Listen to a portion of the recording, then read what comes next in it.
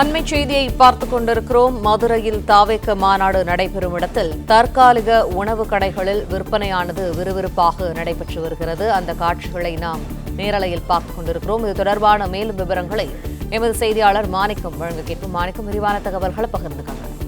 தாவேக மாநாட்டுல அங்கு மாநாட்டுக்கு வரக்கூடியவர்களிடம் வியாபாரம் செய்வதற்காக மாநாட்டுக்கு வெளியே அந்த தேசிய நெடுஞ்சாலைகளிலும் அது சுற்றக்கூடிய பகுதிகளிலும் உணவு விநியோகம் செய்வதற்காகவும் பல்வேறு சிறு கடைகளானது அமைக்கப்பட்டிருக்கிறது. தனியார்கள் மூலமாக அமைக்கப்பட்டிருக்கூடிய அந்த கடைகளில் விநியோகிக்கக்கூடிய அந்த உணவுப் பொருட்களுடைய விலைகள் அதனுடைய தரத்திற்கும் அதனுடைய அளவுக்கும் அதிகமான விலையில் விற்கப்படுவதாக தாவேகவினர் வேதனை தெரிவித்திருக்கின்றனர். 3 கரண்டி குஸ்காவை வைத்துவிட்டு 70 ரூபாய் கேட்பதாகவும் அந்த குஸ்காவும் துவைக்கும்படி இல்லை என்று தாவேகவினர் வேதனையாகவும் கொந்தளிப்பாகவும் பேசுகின்றனர். அங்கு விற்கக்கூடிய கூழ் குடிக்கலாம் என்றாலும் கூட ஒரு சொம்பு கூழ் 40 ரூபாய்க்கு விற்கிறார்கள். ஆனால் அந்த கூழ் முழுவதும் தண்ணியாகத்தான் இருக்கிறது. அது மோளோ கூழோ இல்லை என்று வேதனை தெரிவிக்கக்கூடியவர்கள் கூழிலும் ஊழல் என்று புலம்பக்கூடிய அளவுல அந்த தனியார்கள் கடை அமைத்ததாகவும் அவர்களுக்கு யார் அனுமதி கொடுத்தார்கள் என்று தெரியவில்லை என்று புலம்பக்கூடிய அளவுல தாவேகவினர் அந்த பகுதியில் வந்திருக்கிறார்கள். தாவேகவினர் கடந்த மாநாட்டின் பொழுது அவர்கள் மாநாடு நடத்திருந்த அந்த விழுப்புரத்தினுடைய விக்கிரவாண்டி பகுதியில் ஈசாலை மாநாட்டுல தாவேக விநியோகிக்கக்கூடிய உணவு மற்றும் குடிநீரை தவிர்த்து வேறு எந்த வகையான கடைகளும் இல்லாத ஒரு சூழல் இருந்தது.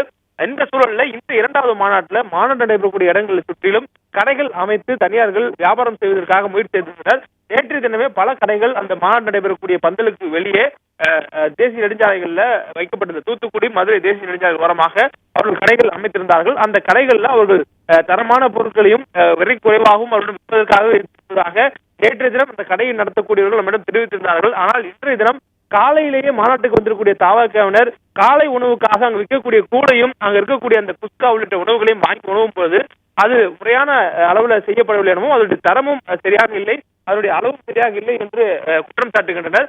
தொடர்ந்து அங்க மாநாட்டுக்கு வரக்கூடியவர்கள் அங்கு வெஜிடபிள் பிரியாணி என்று சொல்லக்கூடிய அந்த வெஜிடபிள் பிரியாணியில் வெறும் தக்காளி மட்டுமே இருக்கிறது, மற்ற காய்கறிகள் எதுவுமே இல்லை என்றும் ஒரு புலம்பக்கூடிய அளவில் அங்கு கடைகள் அமைத்திருக்கிறார்கள் என்று சொல்கிறார்கள். மேலும் இந்த கடைகள் அமைக்கப்பட்டிருக்கக்கூடிய இடங்கள்ல அவர்கள் வசூலிக்கக்கூடிய அந்த உணவுக்கான கட்டணம் என்பது அவர்கள் கொடுக்கக்கூடிய அளவுக்கு விட வெறும் 3 கரண்டி குஸ்காவை வைத்துவிட்டு 70 ரூபாய் கேட்பதாகவும், அதே நேரங்களில் தற்போது அங்க மாநாட்டுக்கு அதிக அளவுல தாவேகவினர் குவிந்திருப்பதனால தொலைத்தொடர்புகள்ல பெரிய ஒரு சிக்கல் இருக்கிறது. ஜிபே உள்ளிட்ட டிஜிட்டல் பேமெண்ட் என்பது சரியாக செய்ய நடைபெறவில்லை என்பதால் காசு வெறும் ரொக்கமாக கொடுத்துதான் பொருட்களை வாங்க வேண்டிய சூழல் இருப்பதாகவும் தாவேகவினர் அந்த பகுதியில் சொல்லக்கூடிய நம்ம பார்க்க முடிகிறது.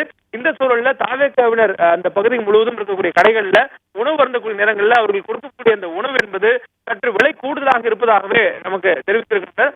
மேலும் அந்த அவர்கள் வாங்கி சொல்ல அருந்தக்கூடிய உணவும் தரமுடன் இல்லை என்பதும் அவருடைய புலம்பலாக இருக்கிறது. பிளே ஸ்டோர் மற்றும் ஆப் ஸ்டோரில் இருந்து பாலிமர் செயலியை QR கோடு மூலம் பதிவிறக்கம் செய்யுங்கள். செய்திகளை உடனுக்குடன் பெறுங்கள்.